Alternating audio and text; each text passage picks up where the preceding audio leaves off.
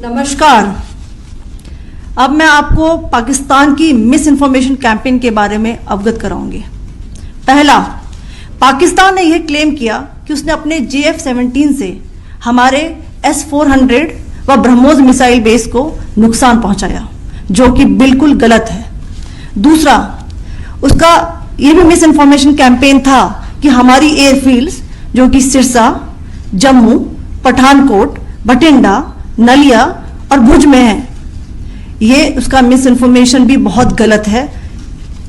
तीसरा, पाकिस्तान के miss information campaign के मुताबिक हमारे एम्यूनिशन डंप्स जो चंडीगढ़ और बियास में है उसका डैमेज हुआ, यह भी बिल्कुल गलत है।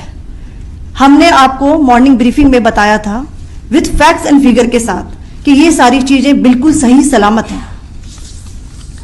अब मैं आपको बताना चाहती हूं कि पाकिस्तान के एक प्रेस कॉन्फ्रेंस में ये बात की गई थी कि उनके सीनियर मिलिट्री ऑफिसर्स जो कि पूरी तरह से ये भ्रामक हैं और तथ्यों से दूर हैं कि पाकिस्तान की ओर से ये झूठा आरोप भी लगाया जा रहा है कि भारतीय सेना ने मस्जिदों को नुकसान पहुंचाया।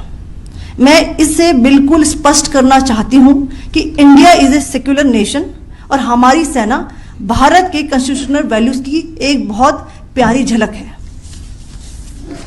इंडियन आर्म फोर्सेस ने पाकिस्तान को बहुत भारी नुकसान पहुंचाया, उनके मिलिट्री इंफ्रास्ट्रक्चर्स को, चाहे वो लैंड एसेट्स हो या फिर उनके एयर एसेट्स।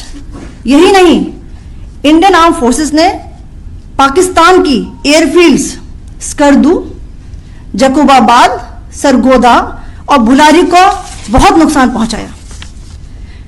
इसके अलावा पाकिस्तान के air defence system, radar system, उनको भी एयर स्पेस में अनटेनेबल किया।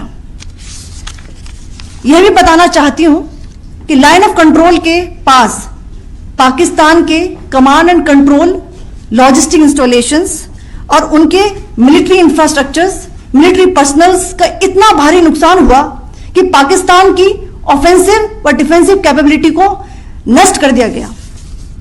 अंत में मैं फिर से ये बात दोहराना चाहूंगी, इंडियन आर्म फोर्सेस पूरी तरह से तैयार है, सतर्क है और भारत की संप्रभुता और अखंडता की रक्षा के लिए पूरी तरह से कमिटेड है।